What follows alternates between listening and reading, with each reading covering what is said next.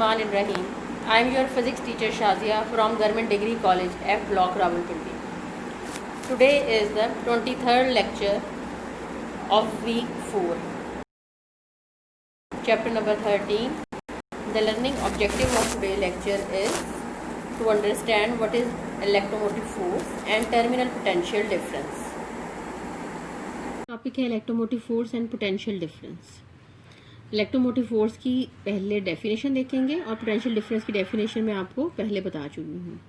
Definition of the electromotive force: the energy supply to unit charge in moving it from negative to positive electrode inside the source is called the electromotive force.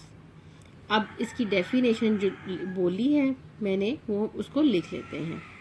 It means क्या है, ये energy है, energy supply हो रही है।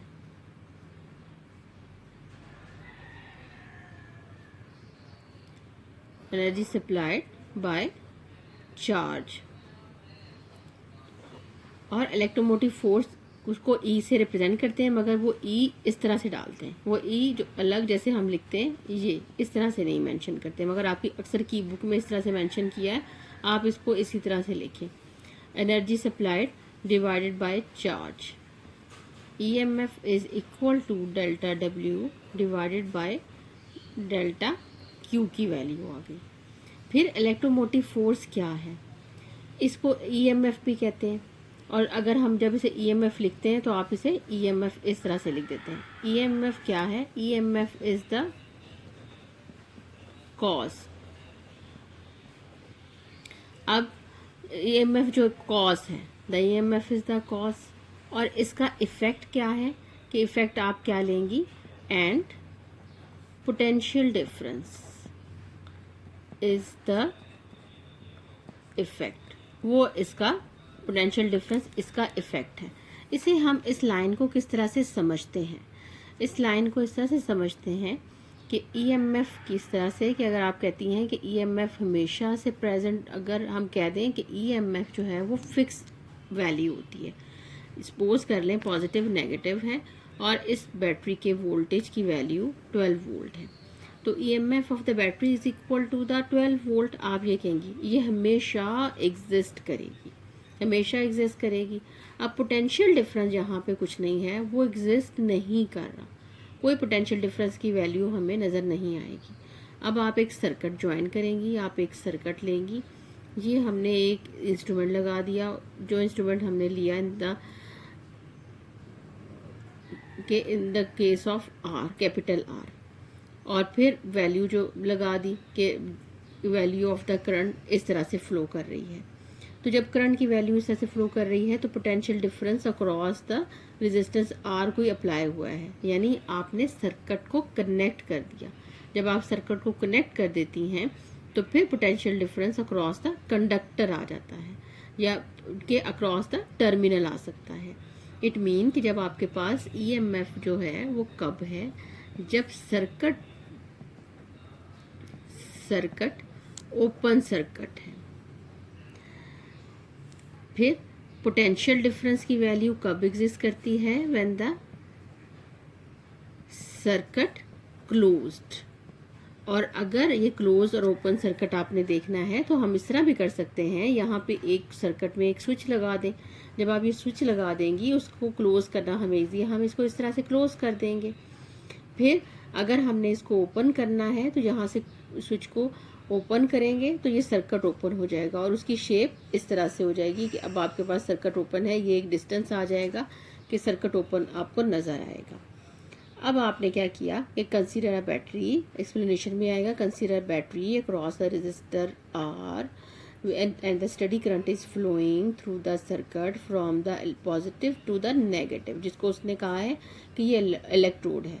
Electrode combination of the positive and the negative, यानी cathode and anode को आपने इलेक्ट्रोड कह दिया, जो मैं आपको पहले पढ़ा चुकी हूँ।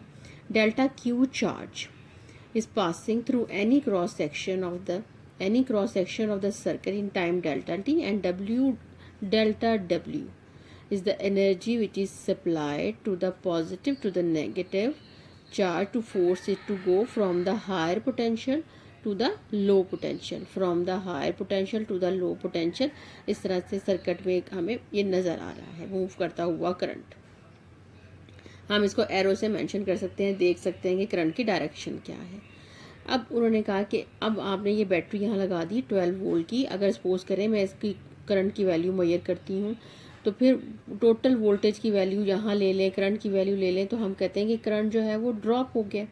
वो करंट ड्रॉप कैसे होता है, और वो वोल्टेज ड्रॉप है, करंट ड्रॉप है, डेसिपेशन ऑफ द पावर है, पावर डेसिपेट हो रही है, तो वो पावर डेसिपेट कैसे होती है कि अगर, तो वो उन्होंने कहा कि अगर जो पावर डेसिपेट हो रही है due to the internal resistance dissipate हो रही है। किस तरह से, मेरे पास एक सेल है जो हम अक्सर ही हम लेबॉर्ट्री में यूज़ करते हैं, आपकी जो किसी भी शॉप से हमें एक सेल मिलता है, उस सेल पे लिखा, ये उसका पॉजिटिव टर्मिनल है, ये इसकी फ्लैट सरफेस इस तरह से आएगी, ये इसका नेगेटिव टर्मिनल, ये पॉजिटिव, ये नेगेटिव टर्मिनल। सेल के ऊपर मेंशन है 1.5 वोल्ट, ये 1.5 वोल्ट इस तरह से इसका मेंशन है। जब मैं इस सेल को लगाती हूँ सर्किट में तो मुझे वोल्टेज की वैल्यू 1.5 वोल्ट नहीं मिलती, जबकि यहाँ पे मेंशन है 1.5 वोल्ट, तो ये वैल्यू मुझे मिलेगी 1.3, 1.2। यानी पावर जो है वो जब सर्किट में इसको मैंने इंसर्ट किया सेल को, तो ये पावर कहीं लॉस हो गया है, पावर कहीं डेसिपेट हो गई है। वो पावर कहाँ डेसिपेट हुई है, due to the internal resistance of the battery और the cell. Internal resistance of the cell होता है, तो वो क्या है internal resistance, the resistance offered by electrolyte present between the two electrodes of cell to the flow of the ions is called the internal resistance of the cell। ये अब आपको क्या बताना चाह रहे हैं इस डेफिनेशन से। डेफिनेशन में देखें, मैंने आपको बताया था कि पॉजिटिव और नेगेटिव आपने इस तरह से कोई इलेक्ट्रोड लिए हुए हैं। यहाँ पे उन्होंने कहा कि जैसे इलेक्ट्रोलाइट प्रेजेंट है, ये इलेक्ट्रोलाइट प्रेजेंट है।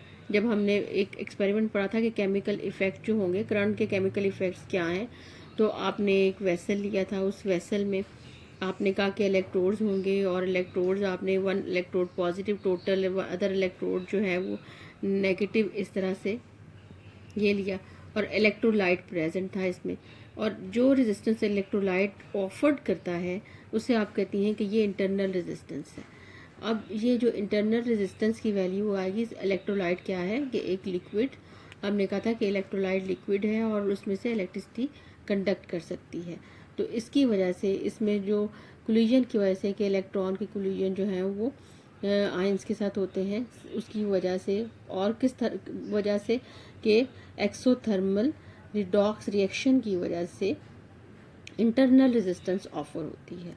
तो internal resistance due to the, हम इसे सिंपली कह सकते हैं कि internal resistance due to the offered by the electrolyte present between the two electrodes, इस टू इलेक्ट्रोड्स में जो इलेक्ट्रोलाइट प्रेजेंट है उसकी वजह से। Terminal potential difference, the potential difference, अगर हम द पोटेंशियल डिफरेंस ही है, यानी कि इसे बोलेंगे potential difference he, the potential difference across the terminal of battery when the current is being draw from it is called the terminal potential difference. कि कोई भी टर्मिनल्स हैं आप उनमें पोटेंशियल डिफरेंस अब ले रही हैं, तो फिर आप उसको जो है वो कहेंगे कि ये टर्मिनल पोटेंशियल डिफरेंस है। अब अगर हम एक डायग्राम बना लें, और हमें अब आइडिया हमें किस तरह से है कि हम डायग्राम बनाएंगे कि एक ईएमएफ ऑफ द बैटरी, ये डायग्राम आपकी बुक में डायग्राम बनी हुई है, पहले वाली डायग्राम भी आपकी बुक में बनी है, ये बुक में बनी हुई है। ये बैटरी और इसकी ईएमएफ की वैल्यू ई के इक्वल, इंटरनल रेजिस्टेंस आर, ये इस तरह एक सर्कल बनाया है। इसका मकसद ये है कि अब ये बैटरी इस तरह कंप्लीट है, ये इसकी कंस्ट्रक्शन में आ गई।